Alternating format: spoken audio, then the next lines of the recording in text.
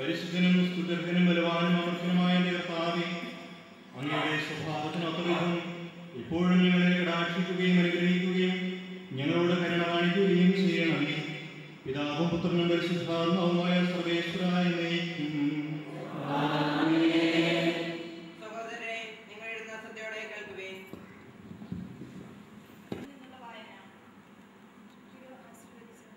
ദൈവം ഇതിനെ അനുഗ്രഹിക്കട്ടെ. അധ്യായം 27 വാക്യങ്ങൾ 12 മുതൽ 22 വരെ. അനന്തരം കർത്താവ് മോശെയോട് അരുളിച്ചെയ്തു, അബാരീം മലയിൽ കയറി ഞാൻ ഇസ്രായേൽ ജനത്തിന് കൊടുത്തിരിക്കുന്ന ദേശം കാണുക. അത് കണ്ടു കഴിയുമ്പോൾ നീയും നിന്റെ സഹോദരൻ അഹരോനെ പോലെ പിതാക്കന്മാരോട് ചേരും. സീൻ മരുഭൂമിയിൽ കാദേശിലെ മെരിബ ജലാശയത്തിനടുപ്പിച്ച് ജനം കലഹമുണ്ടാക്കിയപ്പോൾ അവരുടെ മുമ്പിൽ എന്റെ പരിശുദ്ധിക്ക് സാക്ഷ്യം നൽകാതെ നീ എന്റെ കൽപ്പന ലംഘിച്ചു. ജനം ഇടയില്ലാത്ത ആടുകളെ പോലെ ആയിപ്പോകാതെ എല്ലാ കാര്യങ്ങളിലും അവരെ നയിക്കാൻ സകല ജീവന്റെയും ദൈവമായ കർത്താവ് ഒരാളെ സമൂഹത്തിന്റെ മേൽ നിയമിക്കാൻ തിരുവുള്ളമാകട്ടെ. കർത്താവ് മോശയോട് അരുളിച്ചെയ്തു, നൂനിന്റെ മകനും ആത്മാവ് കുടികൊള്ളുന്നവനുമായ ജോഷുവയെ വിളിച്ച് അവന്റെ മേൽ നിന്റെ കൈ വയ്ക്കുക. പുരോഹിതനായ എലിയാസറിന്റെയും സമൂഹത്തിന്റെയും മുമ്പിൽ നിർത്തി അവർ കാണുകെ നീ അവനെ നിയോഗിക്കുക. ഇസ്രായേൽ ജനം അവനെ അനുസരിക്കേണ്ടതിന് നിന്റെ അധികാരം അവന് നൽകുക. അവൻ പുരോഹിതനായ എലിയാസറിന്റെ മുമ്പിൽ നിൽക്കണം. എലിയാസർ അവനു വേണ്ടി ഉറിയും വഴി കർത്താവിന്റെ തീരുമാനം അന്വേഷിച്ചറിയണം. ഇസ്രായേൽ ജനം എല്ലാ കാര്യങ്ങളിലും ജോഷുവയുടെ നേതൃത്വത്തിന് വഴങ്ങണം. കർത്താവ് കൽപ്പിച്ചതുപോലെ മോശ പ്രവർത്തിച്ചു.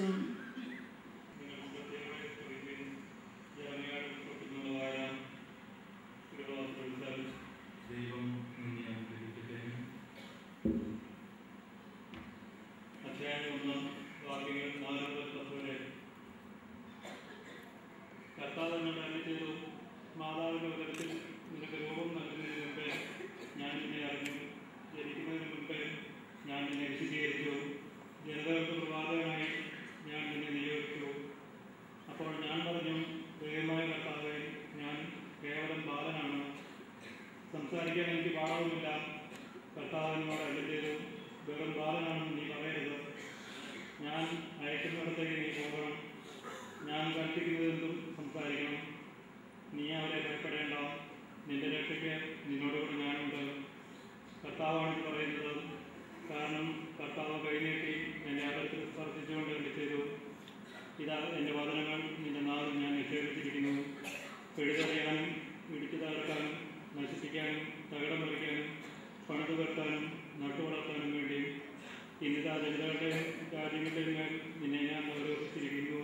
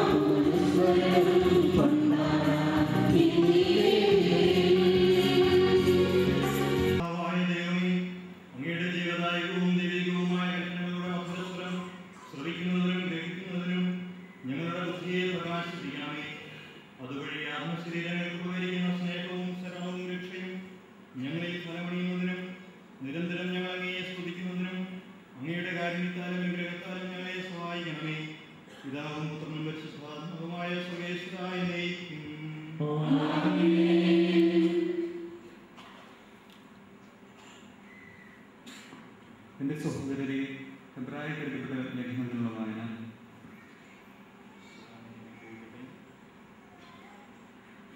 സ്വർഗത്തിലേക്ക് കടന്നുപോയ ശ്രേഷ്ഠനായ ഒരു പ്രധാന പുരോഹിതൻ ദൈവപുത്രനായ യേശു നമുക്കുള്ളത് കൊണ്ട് നമ്മുടെ വിശ്വാസത്തെ നമുക്ക് മുറുകെ പിടിക്കാം. നമ്മുടെ ബലഹീനതകളിൽ നമ്മളോട് സഹതപിക്കാൻ കഴിയാത്ത ഒരു പ്രധാന പുരോഹിതനല്ല നമുക്കുള്ളത്. പിന്നെയോ ഒരിക്കലും പാപം ചെയ്തിട്ടില്ലെങ്കിലും എല്ലാ കാര്യങ്ങളിലും നമ്മെപ്പോലെ തന്നെ പരീക്ഷിക്കപ്പെട്ടവനാണ് അവൻ. അതിനാൽ വേണ്ട സമയത്ത് കരുണയും കൃപാവരവും ലഭിക്കുന്നതിനായി നമുക്ക് പ്രത്യാശയോടെ കൃപാവരത്തിന്റെ സിംഹാസനത്തെ സമീപിക്കാം. ജനങ്ങൾക്ക് വേണ്ടി തിരഞ്ഞെടുക്കപ്പെടുന്ന പ്രധാന പുരോഹിതൻ ദൈവിക കാര്യങ്ങൾക്ക് നിയമിക്കപ്പെടുന്നത് പാപപരിഹാരത്തിനായി ബലികളും കാഴ്ചകളും അർപ്പിക്കാനാണ്. അവൻ തന്നെ ബലഹീനനായതുകൊണ്ട് അജ്ഞരോടും വഴിതെറ്റിയവരോടും വേണ്ടത്ര സഹതാപത്തോടെ പെരുമാറുവാൻ അവന് കഴിയും. ഇക്കാരണത്താൽ അവൻ ജനങ്ങളുടെ പാപങ്ങൾക്ക് വേണ്ടി എന്നതുപോലെ സ്വന്തം പാപങ്ങൾക്ക് വേണ്ടിയും ബലി സമർപ്പിക്കാൻ കടപ്പെട്ടിരിക്കുന്നു.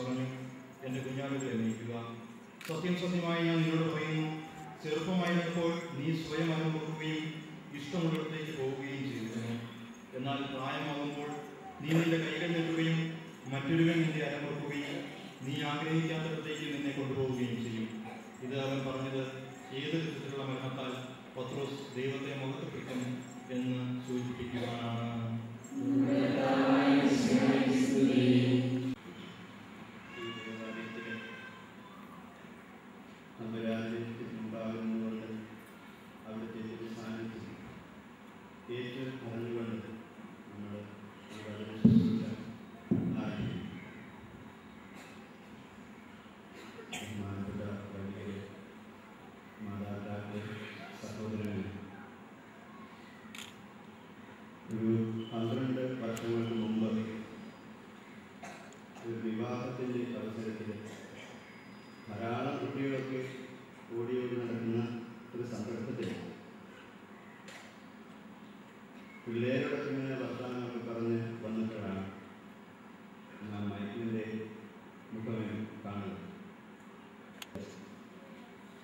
ഇവനിങ്ങനെ വഴുതു.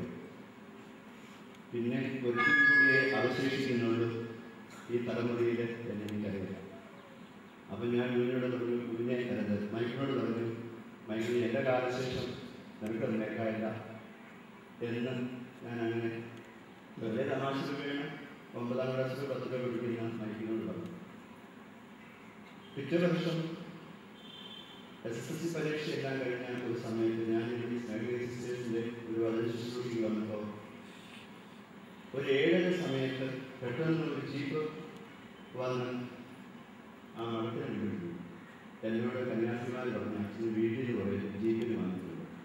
ഞാൻ വിചാരിച്ച ആരാണ് മരിച്ചു പോയതോട് എന്നെ വിളിക്കാൻ വന്നതാണ്. അപ്പോൾ ഞാൻ ഇറങ്ങി വന്നപ്പോൾ സിസ്റ്റർ കുട്ടിയമ്മയും കൊച്ചുകുട്ടിയച്ഛനും അമ്മായി കുറേ പേരുടെ ജീപ്പിനാണ്. മൈക്കിളിനെയും കൂടി വന്നിരിക്കുക, അവന് സെമിനാരിയിൽ ചേരാൻ താല്പര്യമുണ്ടായിരുന്നു. അപ്പോൾ ഞങ്ങളുടെ മൈൽ സെമിനാരി അതിരമ്പുഴയാണ്. ഞാൻ ഒന്നും അതിനും വിചാരിച്ചില്ല. മൈക്കിളിനെ മൈൽ സെമിനാരിലേക്ക് അവിടെ തന്നെ നേരിട്ട് പറഞ്ഞു വിട്ടു. ഒരു 10-12 വർഷം മുമ്പ് നടന്ന ഒരു സംഭവത്തെ ഞാൻ ഇന്നും പച്ചയായി എന്നെ മനസ്സിൽ സൂക്ഷിച്ചു. അതിനുശേഷം മൈക്കിളിൻ്റെ വളർച്ചയൊക്കെ ഞാൻ സശ്രദ്ധം വീക്ഷിക്കാറുണ്ടായി. മൈക്കിളിൻ്റെ ലേഖനങ്ങളൊക്കെ മാസികകൾ കാണുമ്പോൾ സന്തോഷിക്കാറുണ്ടായി. അത് പുസ്തക രൂപേണയിൽ നിന്ന് പ്രസിദ്ധപ്പെടുത്തി നമ്മളിലേക്ക് കൈയെടുക്കുമ്പോൾ അതിലേറെ സന്തോഷം തോന്നാറ്. ധാരാളം ചിന്തിക്കുകയും ധാരാളം എഴുതുകയും ചെയ്യുന്ന നല്ലൊരു എഴുത്തുകാരൻ്റെ കൂടി മുഖം മൈക്കിളുണ്ട് എന്നാണ് ഒരു സന്തോഷം. അതിലേറെ നല്ലൊരു ലിപികാരന് പ്രേക്ഷിതൻ്റെ ചിത്രം മൈക്കിളിൻ്റെ മുമ്പിൽ തെരഞ്ഞെടുക്കുന്നത് കാണുന്നത് അതിലേറെ സന്തോഷം. ഇന്ന് ഒരു നവ വൈദികനായ അഭിഷിക്തനായിട്ട് ഈ ദേവാലയത്തിൽ തമ്പുരാന് നന്ദി പറഞ്ഞുകൊണ്ട് ബലിയർപ്പിക്കുകയും മൈക്കിളിനോടൊപ്പം എല്ലാവരും പ്രത്യേകിച്ച് മാതാപിതാക്കളും സഹോദരങ്ങളും ഒക്കെ സന്തോഷിക്കുക. ഞാൻ വിചാരിക്കും കൊച്ചുകുട്ടിച്ചൻ്റെ ഭാഗ്യമാണ്. തൻ്റെ 12 മക്കളും 4 പേരിന് തമ്പുരാൻ കൊടുക്കാൻ കഴിഞ്ഞു എന്ന് പറയുന്നത് വേറെ. അപ്പോൾ അങ്ങനെ നിൽക്കുമ്പോൾ യോഹന്നാനിൻ്റെ ലേഖനത്തിലെ 5-ാമത്തെ അധ്യായത്തിൽ 6-ാം തിരുവാക്യം ഇന്ന് നമ്മുടെ ചിന്തയ്ക്ക് അല്ലെങ്കിൽ ഒരു ഓർമ്മയ്ക്ക് വേണ്ടി സൂക്ഷിക്കാമെന്ന് വിചാരിക്കുകയാണ്.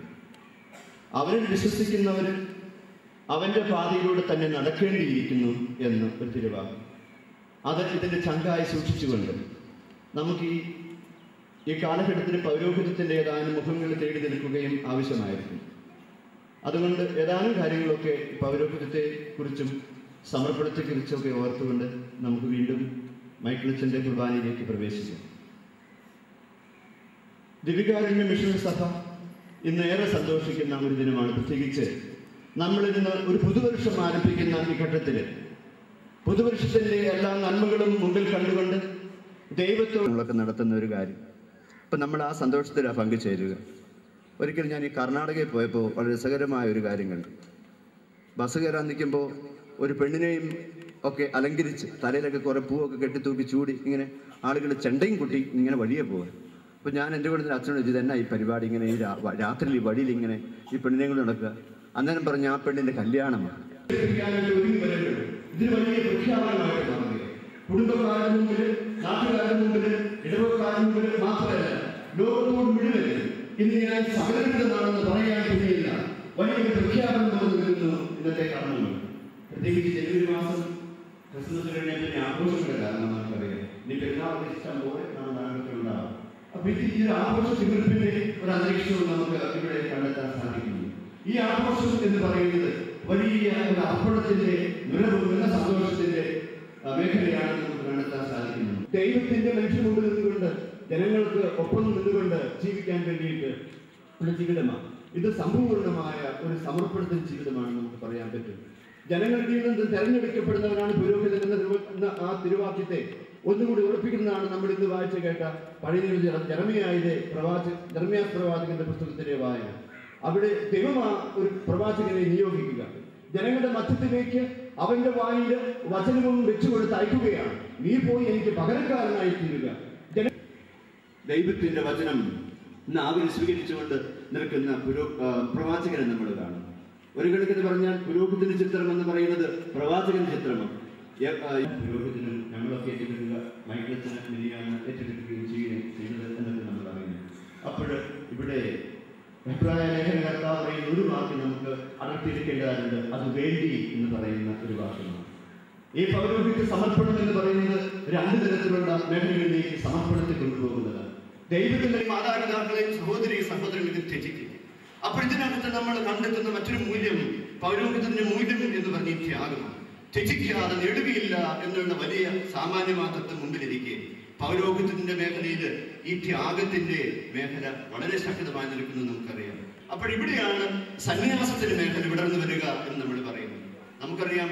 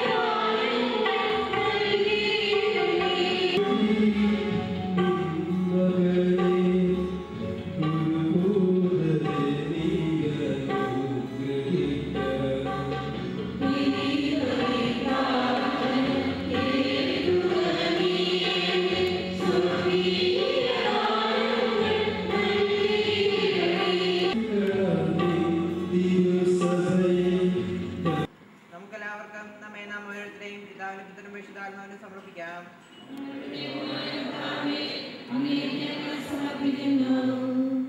കർത്താവേ, ബലവാനായ ദൈവമേ, അങ്ങയോട് ഞങ്ങൾ വിനയപൂർവ്വം പ്രാർത്ഥിക്കുന്നു. അങ്ങയുടെ കൃപാവരം ഞങ്ങളിൽ നിറയ്ക്കണമേ. അങ്ങയുടെ ദാനങ്ങൾ ഞങ്ങളുടെ കരങ്ങളിൽ വർഷിക്കണമേ. അങ്ങയുടെ കൃപയും അനുഗ്രഹവും അങ്ങ് കാരുണ്യാൽ തിരഞ്ഞെടുത്ത അങ്ങയുടെ അധികമായ ജനം മുഴുവനെയും കടങ്ങളുടെ പൂർത്തിക്കും പാപങ്ങളുടെ മോചനത്തിനും കാരണമാകട്ടെ. പിതാവും പുത്രനും പരിശുദ്ധാത്മാവുമായ സർവേശ്വരായ എന്നേക്കും.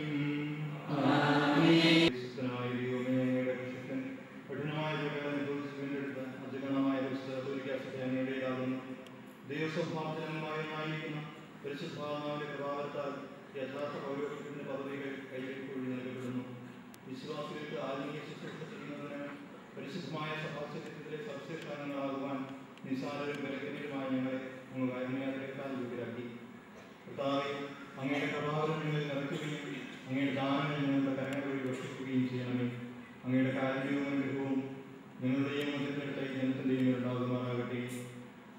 കരുണാനിധിയായ ദൈവമേ, ഞങ്ങളെല്ലാവരും ചേർന്ന് അങ്ങയെ ഞങ്ങളുമായി രമ്യപ്പെടുത്തുന്ന നീതിയുടെ പ്രവൃത്തികളാൽ ജീവിതകാലം മുഴുവനും അങ്ങയെ രോചിതം പേരിപ്പെടുത്തുവാൻ ഞങ്ങളെ അനുഗ്രഹിക്കണമേ. അങ്ങേക്ക് സ്തുതിയും ബഹുമാനവും പ്രതിനിധിയും ആരാധനയും നിരന്തരം സമർപ്പിക്കുവാൻ ഞങ്ങളെ യോഗ്യരാക്കുകയും ചെയ്യണമേ. പിതാവും പുത്രനും പരിശുദ്ധാത്മാവുമായ സർവേശ്വരായ എന്നേക്കും.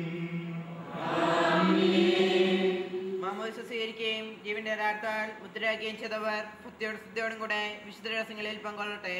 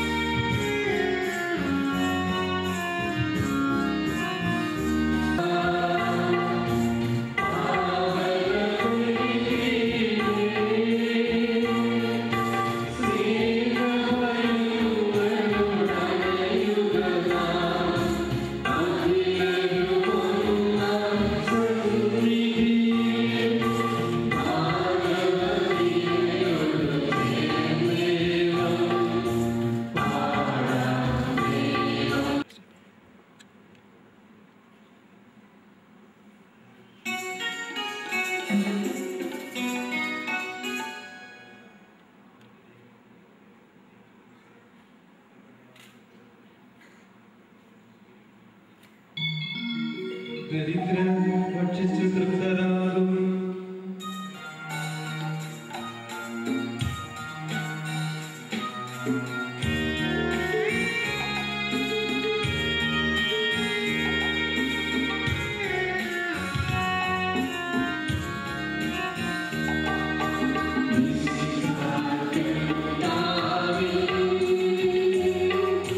Be